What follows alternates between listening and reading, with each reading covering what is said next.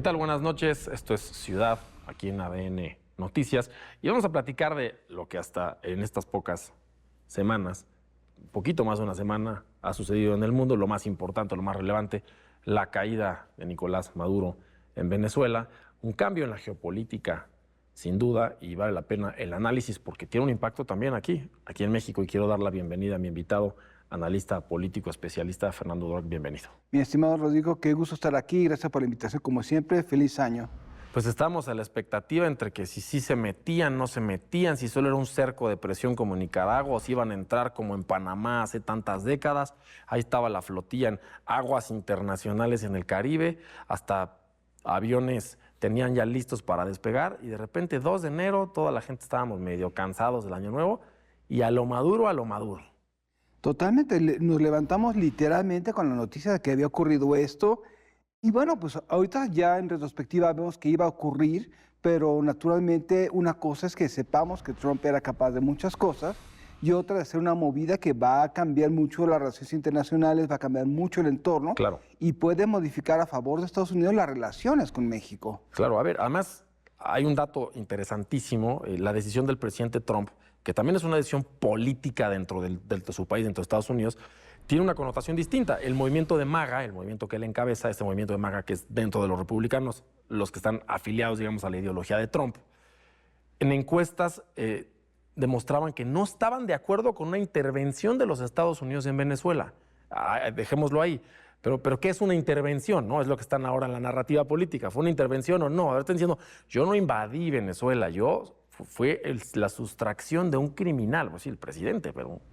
Es una cosa muy interesante. En primer lugar, no entraron y se fueron. Exacto. Ahora, el siguiente reto es cómo vas a controlar a un país a partir de esto. Y durante muchos años hicieron el grave error en su momento de tratar de ocupar el país con élites propias. Y ese es el caos de Afganistán, que trajo de regreso a los talibanes, y el caos que tenemos en Irán. Claro. Y lo que están haciendo es algo que es algo un poco más claro, más estratégico, pero no sé que también les funcione. Es decir, vamos a utilizar a las élites políticas locales para que hagan lo que nosotros querramos. Claro. Y esa es la primera gran balde de agua fría para México. Si intervienen, no va a ser para salvar a la democracia, como muchos de nuestra oposición fantasean, incluso que ya se ven como secretarios de Estado en caso de que intervenga Estados Unidos. Sí, con la medalla de honor puesta por el Congreso de Estados Unidos. Van a lo que van Claro. Realmente a extraer. Claro. Y obviamente lo que van a hacer ellos es que si no van a ocupar, que es lo que no harían, es van a utilizar a las élites políticas locales, Claro. que son altamente comprables para ellos. Bueno, y además, déjalo, comprables. Además, con una amenaza atrás de si no cumples, mañana te saco a ti también. Meto 9 Exactamente. helicópteros y a mis tropas élite y te saco en 25 minutos. Un poco la amenaza latente está ahí. Sí, aquí hay una cosa también de realismo, es decir, la oposición no sirve de nada por una razón muy, muy importante. La oposición tuvo 25 años En Venezuela. Sí. Para construir una alternativa, para construir bases, Sí. para construir alternativas. Nunca lo hicieron. Y ese es un gran mensaje también para México. Y nunca lo hicieron, Fernando, y le voy a jugar abogado del diablo, porque justo el presidente Trump en una conferencia hablando pues, de la líder de la oposición venezolana que está huido, ¿no? La verdad es que, y ganó el Premio Nobel de la Paz. María Corina Machado acaba de ganar el Premio Nobel de la Paz. Cuando se refiere a ella, dice, ella no cuenta con el liderazgo y el reconocimiento de la gente, por ende no tiene la fuerza para poder liderar un cambio en Venezuela. O sea, Trump elimina la posibilidad de la alternancia en Venezuela. Es un tema de realismo político básico. Recordarás que hace como 30 años la caída de la cortina de hierro solamente llevó muy pocas democracias. Sí. Chequia, Polonia más o menos, pero los demás fueron cayendo en democracias iliberales. La primavera árabe solamente llevó a Túnez para una democracia, los demás volvieron a sistemas autoritarios. Y aquí es una lección que deberíamos tener clara. Bueno, Nicaragua, ¿no? Sí. Un ejemplo más cercanito. Nicaragua tiene ¿cuántos años en una dictadura? Ganan quienes tienen organización. Claro. Ganan quienes tienen redes. Una oposición testimonial, simbólica, puede tirar un régimen, pero de inmediato las fuerzas se reconfiguran. Claro. Y gana quien se articula. Egipto. Ganaron los hermanos musulmanes que llevaban años organizándose. Y esa es una gran lección. Si hubiera la caída de Maduro, no iba a llevar a una democracia con personas que no tienen organización de base. Pero, Fernando, y eso decía que iba a jugar como abogado del diablo. pero no estaban organizados porque no querían, o más bien porque hay más de 300, que sepamos, presos políticos en Venezuela que el régimen de Maduro ha perseguido los últimos 27 años ya. Es una gran pregunta, es decir, esto no sucedió de una sola vez. Claro. No fue una ocupación que de pronto llegara una dictadura y cancelara libertades. Así es. Fue un proceso de desgaste paulatino que fue llevando a un endurecimiento de una dictadura. Claro. Y esto fue llevando, y no puedes explicar esto si no tienes un grupo de personas que tenían el poder, pero no entendieron qué pasó. Claro. Y por cada uno de esto que es grave, lo que señalas, naturalmente, tenemos casos de que la oposición mandaba boicotear elecciones. Claro. No participó. Bueno, la última, hay más de 50 países que no reconocen el resultado electoral, que dicen Maduro se robó la elección. No mostraron ni siquiera las boletas, fue evidente. Sí, pero también la propia oposición en las últimas elecciones llamaba a no participar. Y mira, y ahora sí, barbas a remojar, porque ¿estás hablando de Venezuela o estás hablando de México en la reforma judicial? Son idénticos en realidad. ¡Claro! Creo que es el grave problema, es decir, la oposición, cuando gana un liderazgo como Venezuela, un liderazgo populista, como se le puede entender, Sí. gana desprestigiando al pasado. Claro. La gente quiere a ese liderazgo, aun cuando haga un desastre, Claro. porque lo representa. Y si quiere una oposición volver al poder, necesita hacer cosas muy básicas. En primer lugar, hacer una autocrítica feroz. El populismo no gana, sino pierde la democracia. Y esto tiene que ver con rotación de élites. No ha habido, en ninguno de los dos países ha habido rotación de élites políticas de oposición. Otra cosa es recuperar la confianza. Ellos ganan por emociones. Claro. Y no vas a decirles a un chavista, a un obradorista, que son chairos y son tontos. No vas a ganar terreno con eso. Si eso se apoya en emociones, necesitas emocionar con una alternativa. Nunca hubo eso. Claro. Se la pasaron en Venezuela vendiendo esperanza, vendiendo el régimen se va a caer. Tienes razón. Y en los liderazgos opositores en Venezuela eran diputados, eran congresistas, eran políticos. No emergieron de otros sectores golpeados, como el sector empresarial en Venezuela, que cómo les quitaron concesiones, tuvieron que huir la élite empresarial venezolana. La que pudo salir se fue a vivir a Miami, muchos viven allá, otros pues quedaron en la pobreza y otros se entregaron al chavismo y son mucho más ricos hoy. Exactamente. Entonces, ¿de dónde puede venir una nueva oposición en Venezuela? Va a venir de los que se quedaron. Claro. Los cambios los hacen los Havels, los hacen los Mandela, los hacen los Lech Walesa, no los hacen los que emigraron. Claro. Y aquí eso va a tomar un tiempo para que comencemos realmente a ver si se va a reblandecer el régimen en Venezuela, si no se va a reblandecer, o si a Estados Unidos le interesa realmente hacer una atención a la democracia. Y esa es otra gran diferencia. En los años 90, a Estados Unidos le interesaba generar estándares de democratización para los países con los que entraba en tratos. Claro. Uno de los grandes elementos de la democratización en los 90 fue el TLC. Sí, sí. ¿Por qué? Porque imponían estándares. Claro. Un INE, otras cosas. Y aquí estamos hablando de un país mercantilista totalmente, que no le importa el otro país mientras puede extender lo que sea. Y eso va a llevar a una lucha quizás mucho más larga.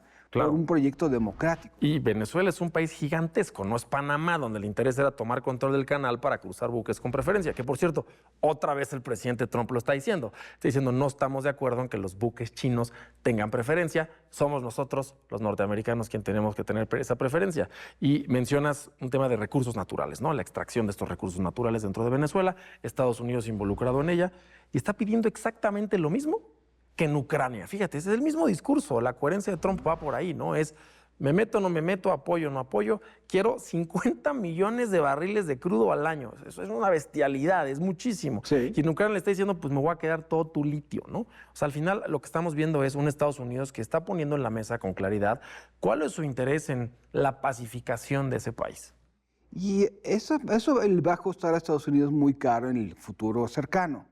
¿Por qué? Porque una buena parte del poder de una superpotencia no es que tenga armas, es el poder blando. Claro. ¿Qué valor representas? Libertad, democracia. Y si renuncias a eso, vuelves a un estado de naturaleza que quizás muchos asesores de Trump apoyan, como Stephen Miller, pero eso va a llevar tarde o temprano a que no van a ser tan fuertes. Claro. Y a ver, y ojo, después de la Segunda Guerra Mundial se crea Naciones Unidas, la ONU. que Estados Unidos utiliza como el gran vencedor de la guerra, como el órgano internacional legitimador de sus acciones. Lo hago así porque la ONU lo apoya. Estados Unidos tiene jugando ya cerca de 8 años en contra de las decisiones que toma la ONU. Esta es una de ellas. Estamos viendo un cambio fundamental en la política internacional del mundo donde la ONU, la OEA, ¿para qué sirven, Fernando? Estados Unidos acaba de decir, las reglas del juego las tomo y las pongo yo y no te saco porque no puedo, te saco porque quiero o porque no quiero. Y eso también, por eso la amenaza a la soberanía mexicana, no es yo voy a la OEA, yo voy a ONU, no es estoy aquí porque quieren que esté aquí o no. Y no nos vayamos tan lejos con organismos internacionales. El propio Congreso estadounidense se lo pasaron por alto. Y también eso es una parte también de las formas internas, de los equilibrios internos. Pues te puede funcionar dar un golpe rápido, como hizo Bush en su momento, Bush padre con Panamá, como acabas de comentar. Sí. Pero si lo haces más de 2 veces, comienzas a generar en tu propio país un movimiento externo, que también está muy arraigado en la cultura estadounidense. La lucha contra la tiranía, el Boston Tea Party, la rebelión. Y eso no creo que tampoco les vaya a servir muy bien en un futuro cercano. Ahora con México, ¿necesita Estados Unidos hacer una intervención como esta? O no, yo creo que no le conviene. Es decir, ¿para qué va a hacerlo si puedes jugar con la carta, o si puedes jugar con todas las cartas que tienes en contra del régimen para negociar lo que quieres en un reacomodo de las reglas internacionales? TEMEC. A ver, ha habido un tema en el cual hasta ahora no se ha logrado. Después de las primeras amenazas, justo hace 12 meses, casi 12 meses después del 20 de enero, de Trump y sus aranceles, hubo un cambio brutal en la política del combate al fentanilo en nuestro país. Antes, hace 2 años, en el sexenio anterior se decía que no había fentanilo.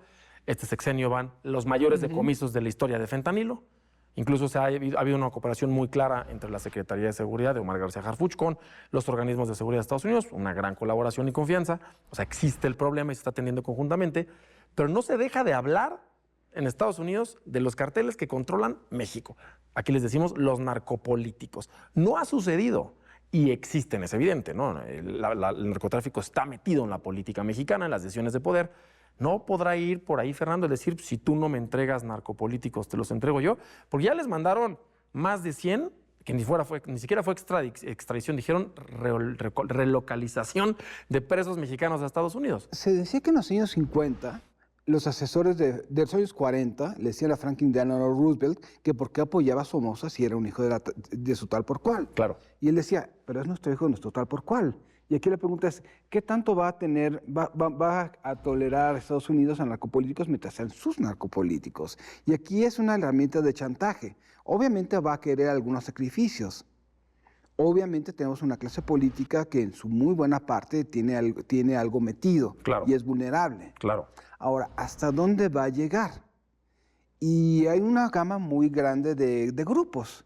No, y en la frontera sur de Estados Unidos, nuestra frontera norte, también llegar de Venezuela a Estados Unidos, exactamente, viajar medio planeta. Pero de aquí a allá, imagínate millones de personas que diario lo intentan, pero ahora millones en un solo punto, sería inviable, ¿no? Sí, no es lo mismo Venezuela y los problemas de gobernabilidad que va a haber que tenerlos al sur. Claro. Ahora, ¿con qué va a contentarse Estados Unidos en este escenario? ¿Con qué liderazgos? Y esa va a ser la pregunta que vamos a ir viendo a lo largo de este año. Pues hasta donde Estados Unidos quiera, Fernando. Hasta donde Estados Unidos quiera y sepa que le conviene. Claro. Es decir, el que tenga todo el poder no significa que lo vayas a usar. De acuerdo. Significa que vas a hacer con una amenaza creíble de que tienes el poder para lograr lo que quieres sin tener que usarlo o usarlo lo mínimo. Pues después del madurazo creíble, vaya que lo es. Exactamente. Gracias por estar con nosotros. Encantado, Rodrigo.